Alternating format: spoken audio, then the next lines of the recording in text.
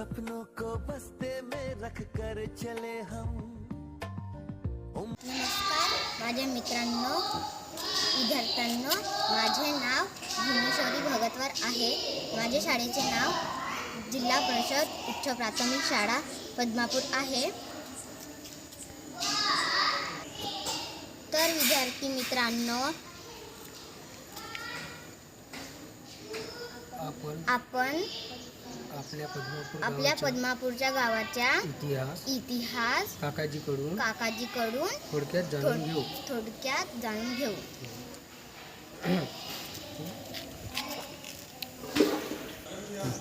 तर काकाजी, पद्मापूर गावाच्या इतिहास थोडक्यात सांगा। नमस्कार विद्यार्थी मित्र आणि मैत्रिणींनो, मी तुम्हाला आपल्या गावाबद्दल थोडक्यात माहिती सांगू इच्छितो। पद्मापूर हा गाव चंद्रपूर जिल्ह्यातील एक ऐतिहासिक गाव आहे। चंद्रपूरवरून हा गाव 10 किलोमीटर अंतरावर असून इथं एक पर्यटक स्थळ आहे आणि ताडोबा हे राष्ट्रीय उद्यान आहे। पद्मापूर लगेच लागलेला ताडोबा हे राष्ट्रीय उद्यान आहे आणि इथं वाघासाठी खूप फेमस असलेला हा ताडोबा शहर आहे आणि पद्मापूर लगेच नजीकच आहे। पद्मापूर येथे पद्मापूर सभोवताली कोळशाच्या खदानी आहे आणि तिथून कोळसा वगैरे देशाविदेशामध्ये जातात। असं खूप एक ऐतिहासिक शहर असल्याने आपला पद्मापूर आहे। राष्ट्रीय प्राणी वाघ ह्या बघण्यासाठी बाहेरून टुरिस्ट लोक येतात। इथं पर्यटक स्थळ आहे छान। पद्मापूर येथे मंदिर आणि एक नैसर्गिक वातावरण आहे। इथं खूप छान वातावरण आहे। जंगल विभाग आहे, इथं मंदिरे आहे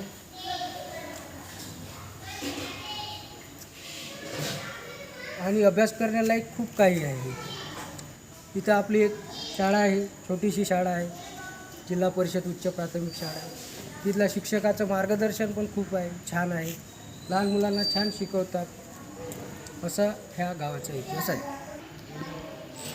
तसेच पद्मापूर गावाच्या नजदीक जे ताडोबा आहे तिथं आपले राष्ट्रसंत तुकडोजी महाराजाचं वास्तव्यास आले होते।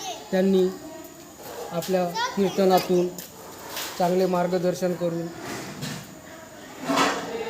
कीर्तनाद्वारे समाज प्रबोधन आणि सामाजिक कार्य छान प्रकारे केले। त्यांच्या पायांची आपल्या धर्तीवर हे झालेली आहे आपल्या पद्मापूर गावाला। अशा प्रकारेच आपल्या पश्चिमेला तिरई धरण आहे, तिथं 7 दरवाजे आहे, त्याचं पाणी वगैरे चांगलं आहे। आपल्या महानिर्मिती वगैरे केंद्राला मिळतात, तिथून ऊर्जा तयार होते। आपली ऊर्जा आपल्या भारताच्या देशाच्या चांगल्या औद्योगिक कारखान्यामध्ये जाते आणि खूप फायदा होते।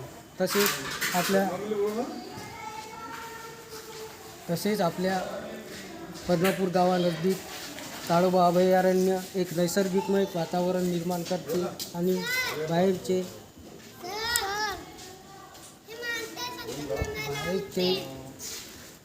टुरिस्ट लोक वगैरे येतात आणि चांगलं मार्गदर्शन मिळते। असा हा आपला पद्मापूर गाव आहे।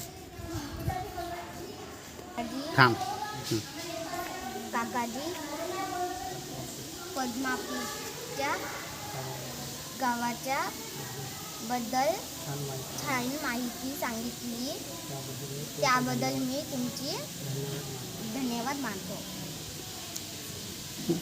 नमस्कार।